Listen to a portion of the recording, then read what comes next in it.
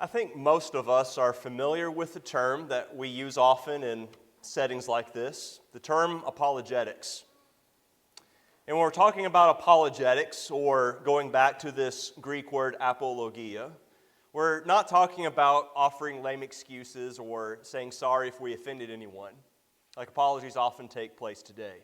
When we say apologetics, we're referring to that discussion by which we are giving a defense for what we believe and why we believe it. We might speak of apologetics, or one who engages in apologetics, as an apologist, someone who defends the faith. And usually when we think about these kinds of discussions, we're asking questions like, is there a God? Is it reasonable to believe that there is a God? Or is it reasonable to believe that the Scriptures, the Bible, is inspired of God? We give a defense for these kinds of things. We often think of philosophy, we think of science as the realm of apologetics, but what I want to do tonight is just as a reminder that history itself and the record of our dealings as mankind and the dealings of nations with others and these kinds of things also can be a valuable area of apologetics. What we want to talk about tonight is maybe an area of apologetics that we typically don't think about. And that is, we're going to look this evening to the Scriptures to see how God provided evidence of His existence and evidence of His intervention in the affairs of mankind in the mouth of a very unlikely source, in the mouth of actually someone who didn't believe in the true God of heaven. And so what we're going to consider tonight is, how's this for a title? Rabshakeh, an unwitting apologist. So what we're going to do tonight is look at an account from the Old Testament. This figure Rabshakeh, what it is that he said, and how is it that what he said on record actually stands as a very powerful testimony that there is a God in heaven and that He does intervene in the affairs of mankind. So, a little bit of background first. Some of us don't like history, some of us do. For those of us who don't like history, maybe it's because we didn't have good history teachers. Maybe we think it was dry and boring. History is about people like you and me. And we need a little bit of background before we get into tonight's lesson proper. We want to go back to the nation and the empire of Assyria. Not Syria, but with an A in front of it, Assyria. And think about the threat that they posed to the world around God's people at that time. There are really two different Assyrian empires. We don't read about them in Scripture so much, but there was an original Assyrian empire that was really powerful in Nineveh, that part of the world, during the time of the Judges. But when we come later into the Old Testament story, the Assyrian empire we read of there is actually what historians typically call the Neo-Assyrian Empire, or that is, the new one. There was a king by the name of Shalmaneser III who reigned during the mid-800s BC, and he was reigning while Ahab and some of his sons were reigning in the nation of Israel. When we have some of the stories of Elijah and Elisha. During this period of time, Assyria was trying to flex its muscles, exerting dominance, and the major player on the world stage that was in opposition to the Assyrians was Egypt to the south. And so what the Assyrians wanted, their major geopolitical strategy was to conquer and subdue some of these smaller nations between them and Egypt so they could establish this as a buffer zone and they could control the very lucrative and strategic trade routes that were where the land of Canaan was. In 841, we read in history that Shalmaneser III defeated King Jehu of Israel.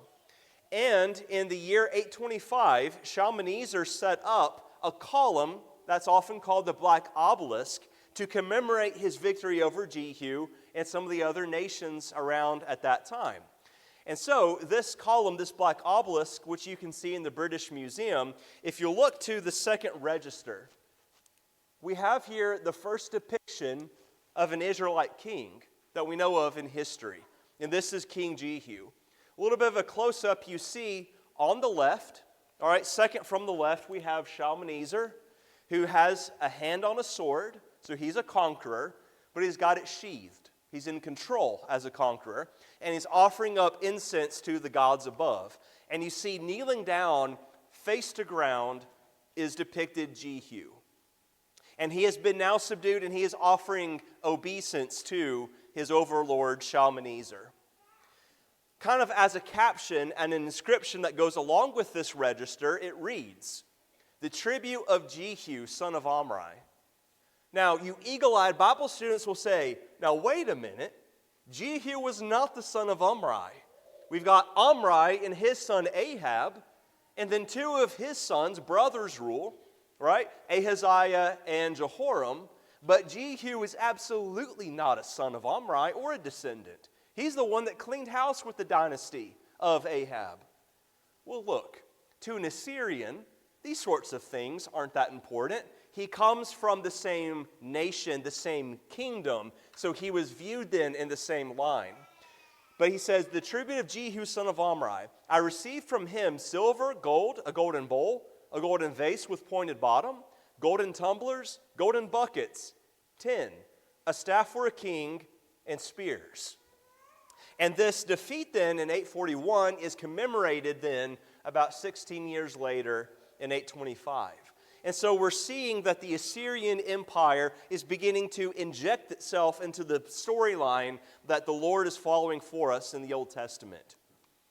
The threat of Assyria just grows from there. They have a century that's kind of a down century for them. During this period of time, the prophet Jonah goes to them, and the city of Nineveh and part of the Assyrian Empire does repent. You know, it's funny how that often happens during low points and low ebbs. But that didn't last long, and the repentance did not last long. There came in the year 745 a powerful king known as Tiglath-Pileser III. He's also called Pul, probably what his friends called him. And you can see in 2 Kings chapter 15, if you'll turn there with me, we actually read about this king of Assyria. And we read that God allowed him and used him to oppress the northern tribes of Israel and actually pick off some of their territory as punishment. Look in 2 Kings 15 and verse 19. Here we read, "Pul, king of Assyria, came against the land, and Menahem gave Pul 1,000 talents of silver, that his hand might be with him to strengthen the kingdom under his control." Now, during this period of the death throes of the northern kingdom of Israel, it's constant, almost constant unrest and changing of the guard in terms of ruling dynasty. And so Menahem is trying to pay off this Assyrian emperor in order to get some breathing room for his own rule. But we go on and read down to verse 29 of the same chapter. "In the days of Pekah, king of Israel, Tiglath-Pileser, or that is Pul, king of Assyria, came and took," now we have here a list of cities and of territories from Israel that he attacked: Ijon, Abel-Beth-Maachah, Janoah, Kedesh, Hazor, Gilead and Galilee, all the land of Naphtali, and he carried them captive to Assyria.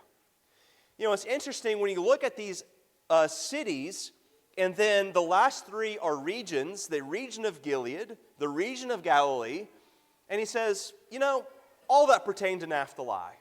You look on a map and you realize that the historian here in 2 Kings is listing the areas that Pul conquered and took captive in order from north to south. You look on a map here, and just for example, you have Ijon, Abel-Beth-Maachah, Kadesh, Hazor, and then you see in general from Mount Tabor up, all the land of Naphtali, he picked off and he took captive. And this is the setting then for the prophecy of Isaiah that was saying, yes, it looks dark and gloomy in these northern regions of Israel, but there will come a time from this very region itself that God would bring a light to his people. And as we read in Isaiah 9, verse 1, "Nevertheless, the gloom will not be upon her who is distressed, as when at first he lightly esteemed the land of Zebulun and the land of Naphtali, and afterward more heavily oppressed her, by the way of the sea, beyond the Jordan, and Galilee of the Gentiles." Isaiah is talking about the contemporary event of the incursions of Pul. But notice the next verse. "The people who walked in darkness have seen a great light.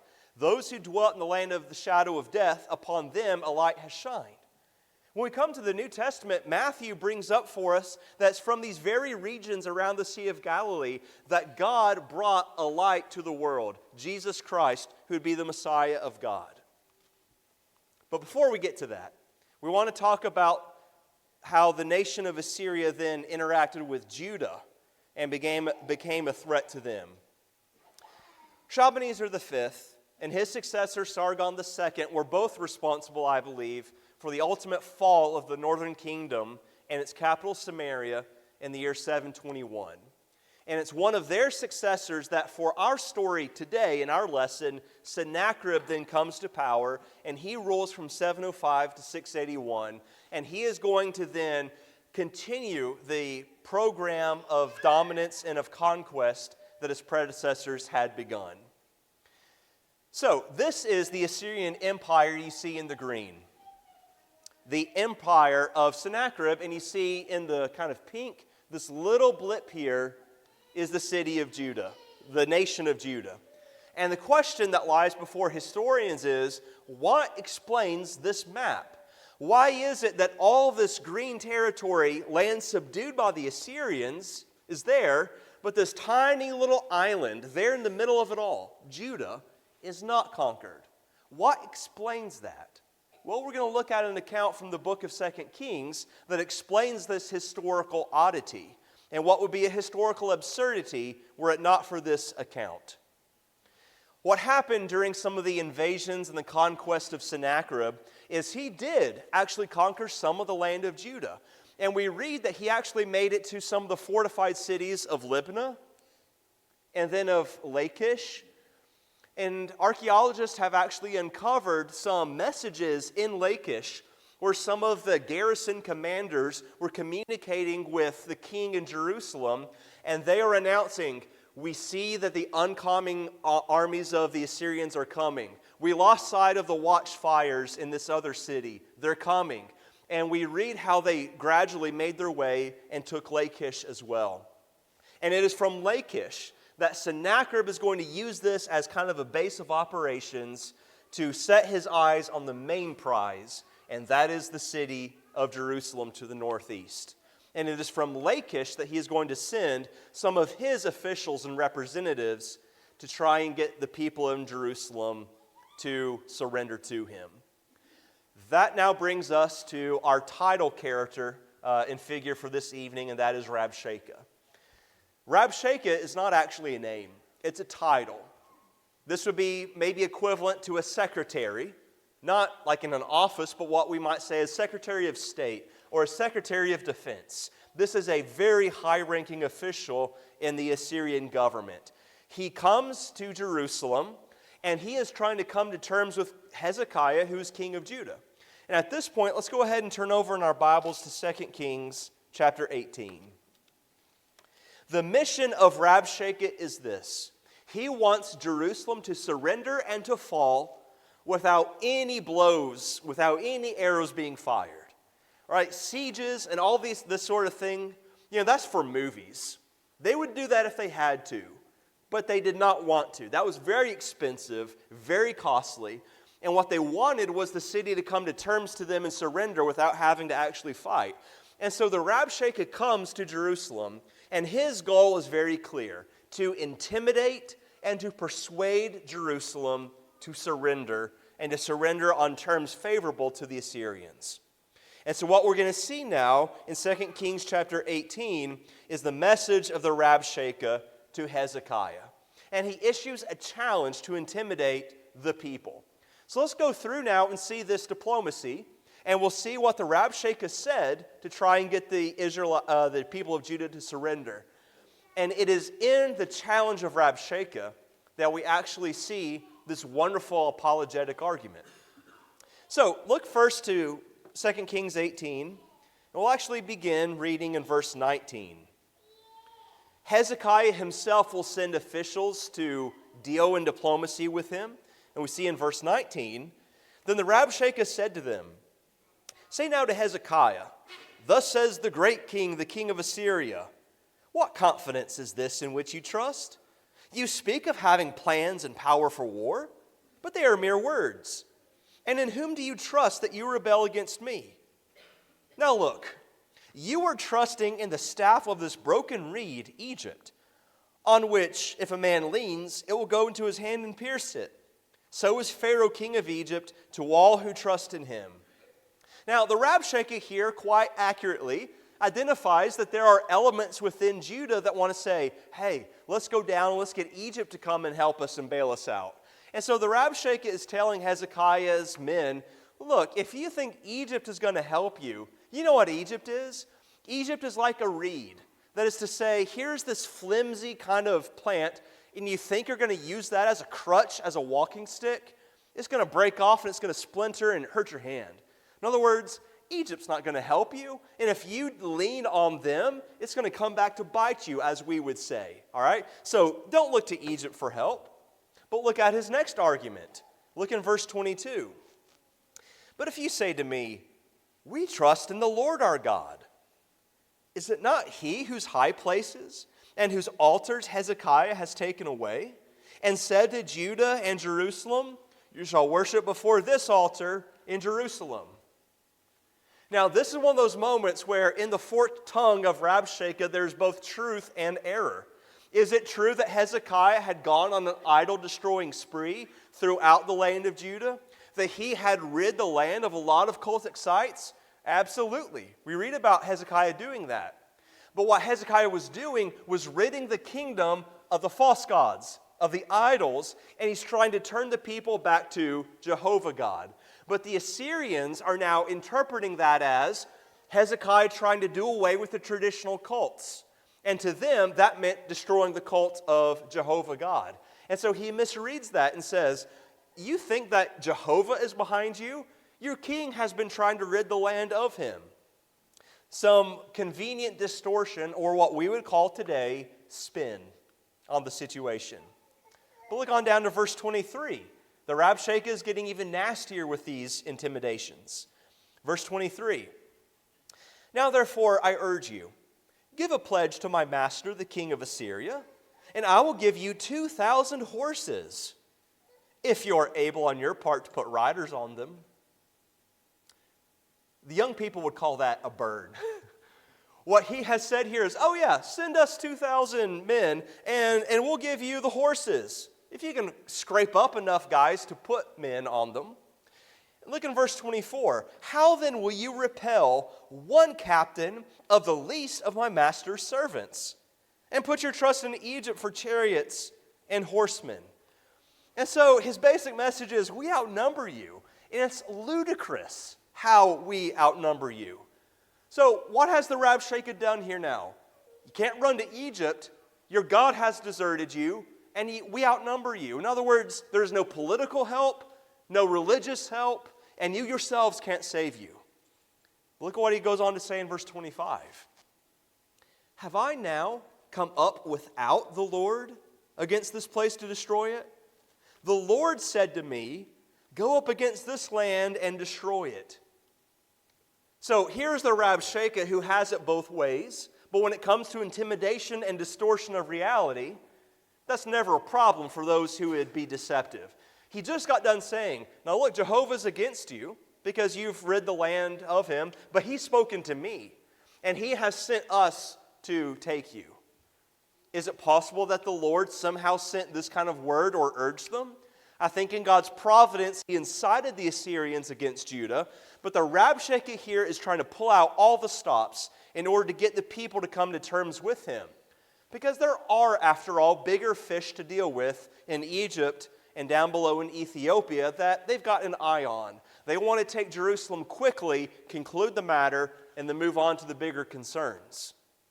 But look at what he does in verse 26. Then Eliakim the son of Hilkiah, Shebna and Joah, all right, see, these are the good guys, these are Hezekiah's men, said to the Rabshakeh, please speak to your servants in Aramaic, for we understand it, and do not speak to us in Hebrew in the hearing of the people who are on the wall. But the Rabshakeh said to them, has my master sent me to your master and to you to speak these words, and not to the men who sit on the wall, who will eat and drink their own waste with you?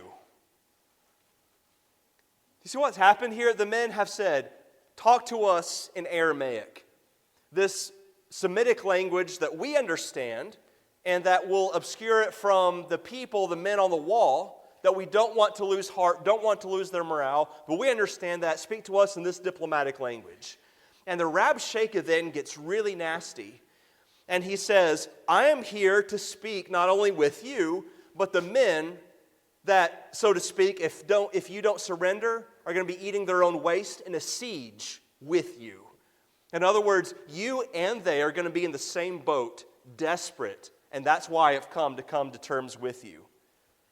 But what we see then in verse 28, it's almost as if the Rabshakeh says, what, you don't want me to speak in Hebrew? And then he turns around and he even says louder in Hebrew. Look in verse 28. The Rabshakeh stood and called out with a loud voice in Hebrew and spoke, saying, hear the word of the great king and the king of Assyria. And he goes on to say, your king is leaving you in the lurch and he's betraying you. Come over and surrender to us. By the way, there are commentators, even recent scholars, that write about this, and they mock at the fact that the Rabshakeh would know Hebrew and would speak in Hebrew, and they really deride that as if that was some kind of fiction or invention of the biblical author. A couple of things on that. Number one, is it possible that this official, or maybe one of his interpreters, might have known Hebrew itself, a Semitic language akin to the ones that they would be used to? I don't find that a stretch of the imagination that a diplomat, an official, might know other languages. But there's a second thing as well that recent scholars are coming to realize, and that is the Assyrians were extremely masterful at espionage and intelligence gathering. And there's some sources that I could point you to if you're interested in that. They would send spies out among some of the nations in the cities that they had their eye on, and they would engage in very sophisticated intelligence gathering, and they would then bring that to inform their grand strategy in dealing with all these nations. So it does not surprise me that this Assyrian high official has intelligence on some of the inner workings, the history, and even the language of the people in Jerusalem. And that's something that historians are coming to understand more than perhaps we have in the past. This is not at all a stretch of the imagination that this Rabshakeh is capable of knowing and saying these things. But look at his argument down in verse 31. He says, do not listen to Hezekiah, for thus says the king of Assyria, make peace with me by a present and come out to me. And every one of you eat from his own vine, and every one from his own fig tree, and every one of you drink the waters of his own cistern, until I come and take you away to a land like your own land, a land of grain and new wine, a land of bread and vineyards, a land of olive groves and honey, that you may live and not die. Now pause there. You see what the Rabshakeh has now turned? He's turned from the stick to the carrot to say, now, look people, all you on the walls, listen to me. Your king is against you. You submit to my king, and we will make it to where you live under your vine and your fig tree. That was a proverb among them for prosperity. Remember back in 1 Kings 4, that's what was said of King Solomon's rule, that every man lived under his own vine and had his own fig tree. That's the idea of prosperity. And now the Rabshakeh is saying, look, you can have prosperity under the king. It's not so bad. And in fact, after we have come to terms here, we'll come back and we'll move you to a land that's just like your own. You know what he's offering here? Maybe he's not aware of it, but he is enticing the people to accept from him what God offered the people by covenant in the promised land. It's always a temptation to accept from Satan and from the world the imitation of what God offers us legitimately. But this is not his greatest argument. These all are appealing, they're intimidating, but this is not the Rabshakeh's primary argument. His main argument is what we see beginning at the end of verse 32. But do not listen to Hezekiah, lest he persuade you, saying, the Lord will deliver us. Has any of the gods of the nations at all delivered its land from the hand of the king of Assyria? Where are the gods of Hamath and Arpad? Where are the gods of Sepharvaim and Hena and Iva? Indeed, have they delivered Samaria from my hand? Who among all the gods of the lands have delivered their countries from my hand, that the Lord should deliver Jerusalem from my hand? This is the Rabshakeh's primary argument. And what he has done here is he has thrown the gauntlet down in the presence of God. In other words, he is saying, no other God has saved its supposed land and city from the Assyrians. You, Jerusalem, will be no different. Who is your God? And so here is the argument of the Rabshakeh. Here is his challenge. He's right. He is correct in that if God, the God of the Jews, the God of Jerusalem, is really like the gods of the other nations, then no, he cannot save Jerusalem. That's the challenge of the Rabshakeh. Now, how would you respond? You're Hezekiah, and you are absolutely surrounded. Your own territory has been picked off in large part, and now you've been witness to this great intimidation of the Rabshakeh. We'll look to chapter 19. This is one of those moments where it just seems so dark, so bleak, but then when you see a prophet like Isaiah on the scene, you kind of relax saying, we've got a heavyweight on the scene with us, it's going to be okay. And indeed, this is the job of Isaiah, is to reassure and to settle the king. Look in chapter 19 and verse 2. Then he sent Eliakim, who was over the household, Shebna the scribe, and the elders of the priests, covered with sackcloth, to Isaiah the prophet, the son of Amoz. And they are going to then inquire of Isaiah, what does the Lord want? And Isaiah then sends word back to reassure Hezekiah and to say, God hears. He is observing what's going on, and he is going to intervene. What we have then is that the Rabshakeh receives word that there's maybe some trouble coming up from the southwest, that maybe the Ethiopians are going to be coming to meddle in this affair. And so he is going to now double his efforts to get the people of Jerusalem to capitulate. And we see him issue the challenge again in verses 8 through 13. What we find then in verse 14 is the prayer and the reaction of Hezekiah. If you notice in verse 14, Hezekiah received the letter from the hand of the messengers, that is the challenge of Rabshakeh, and read it. And Hezekiah went up to the house of the Lord and spread it before the Lord. Is that not what we are to do with our problems, our concerns, our worries, our challenges? Take them and spread them out before the Lord and pray. And in verse 15, Hezekiah prayed before the Lord and said, O Lord God of Israel, the one who dwells between the cherubim, you are God, you alone. Of all the kingdoms of the earth, you have made heaven and earth. Incline your ear, O Lord, and hear. Open your eyes, O Lord, and see. And hear the words of Sennacherib, which he has sent to reproach the living God. Truly, Lord, the kings of Assyria have laid waste the nations and their lands, and have cast their gods into the fire. For they were not gods, but the work of men's hands, wood and stone. Therefore they destroyed them. Now therefore, O Lord our God, I pray, save us from his hand, that all the kingdoms of the earth may know that you are the Lord God, you alone. What strikes you about Hezekiah's prayer? He begins by praising and remembering and acknowledging who God is. He is the holy God of Israel, dwelling in the most holy place behind the cherubim. In other words, it's a reminder that you are the God who is so holy and majestic that for us to come into your presence, we have to have blood. That's a reminder of who God is. But he's also the God who made the heavens and the earth. In other words, Hezekiah, in praising God, is disciplining and reminding himself, this God and our God gives us no cause for ultimate worry or concern. And what we read then in God's response through Isaiah, beginning in verse 21, is that God accepts the challenge of the Rabshakeh. The Rabshakeh's challenge, again, in basic form was, if your God's like all the other gods, you're a goner. We're going to take you.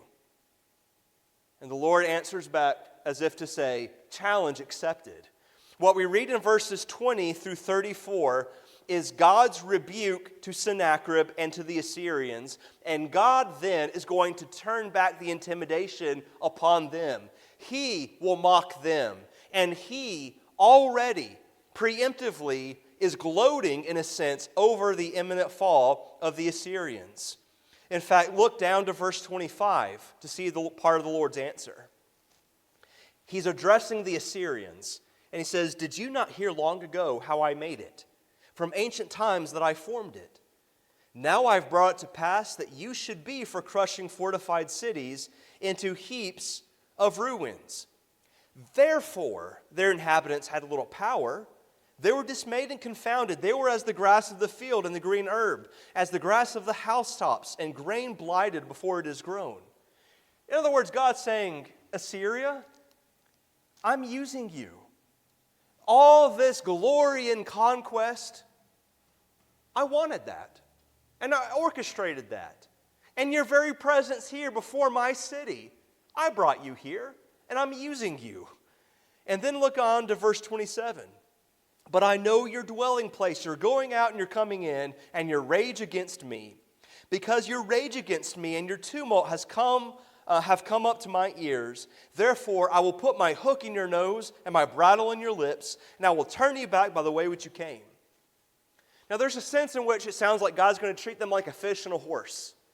But it's even more powerful than that. The bridle, or that is reins, and a hook in the nose or in the jaws, was used for prisoners of war that the Assyrians would take and deport. This is how the Assyrians would treat their captives. They would put a massive hook through someone's jaw or cheek, and they would chain a line of these prisoners and march them wherever they wanted.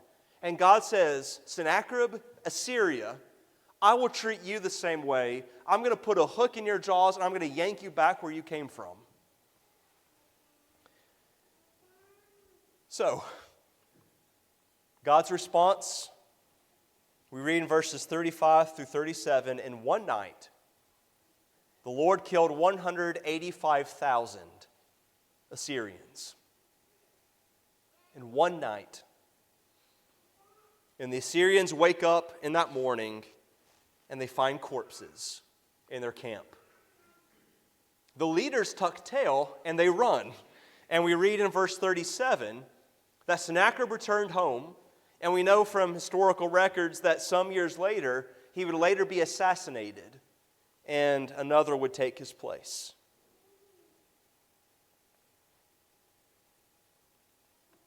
This evidence points to God. Let's think about some facts. All right, we're not talking about how a skeptic might say, oh, this is the spin or the construction that a biblical author might put on it. No, here are some facts. Sennacherib's predecessors, Shalmaneser, Sargon, they had taken Samaria. Assyria had already shown themselves adept at taking the people of God and taking some of the nations in the proximity of Jerusalem. That's a fact. Another fact is Assyria desperately needed Jerusalem and their struggle with Egypt. In order to achieve their geopolitical grand strategy, the Assyrians had to have Jerusalem. They could not leave Jerusalem as a high, elevated, fortified stronghold that might pester and annoy their trade routes and their troop movements and all this sort of thing. They had to have Jerusalem. Another fact is Sennacherib said he wanted to take Jerusalem.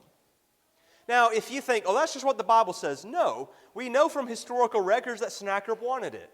In fact, there are, archaeological remains of inscriptions where Sennacherib himself says, oh yeah, I went up to Jerusalem, I besieged it, I had Hezekiah like a trapped caged bird. But you know what Sennacherib fails to say in these records? That he actually ever reached in and took that caged bird. He never says it because he couldn't even spin that one or give propaganda to say he did what he did not. He never actually took Jerusalem. He had the military resources to do so. And so here is a king. His predecessors had taken Jerusalem. He needed Jerusalem. He said he wanted Jerusalem, and he was capable of taking Jerusalem. But here's a fact. Jerusalem was never taken by Assyria. No one argues with these things. These are facts. Now the question is, what's the explanation for this? What explains this historical oddity that defies expectation and reason? What explains it? What's the answer? For I will defend this city to save it for my sake and for my servant David's sake. The only explanation that is left available to us is this: that God did accept the challenge of Rabshakeh, and God thus proved that He is not like other gods. The Lord proved in this event that He is the one true God. And what we see from this is similar to what the prophet Isaiah would also write, a contemporary and a witness of these very events, a participant of this event. The prophet Isaiah himself would write, "Behold, the nations are like a drop from a bucket, and are accounted as the dust on the scales. Behold, he takes up the coastlands like fine dust. Lebanon would not suffice for fuel, nor are its beasts enough for a burnt offering. All the nations are as nothing before him. They are accounted by him as less than nothing and emptiness."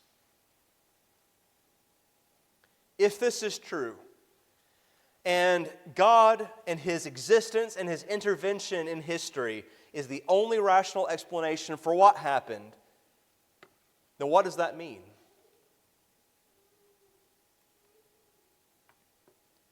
It means that He made from one man every nation of mankind to live on all the face of the earth, having determined allotted periods and the boundaries of their dwelling place, that they should seek God and perhaps feel their way toward Him and find Him. Yet He is actually not far from each of us. The times of ignorance God overlooked, but now He commands all people everywhere to repent, because He has fixed a day on which He will judge the world in righteousness by a man whom He has appointed. And of this He has given assurance to all by raising Him from the dead.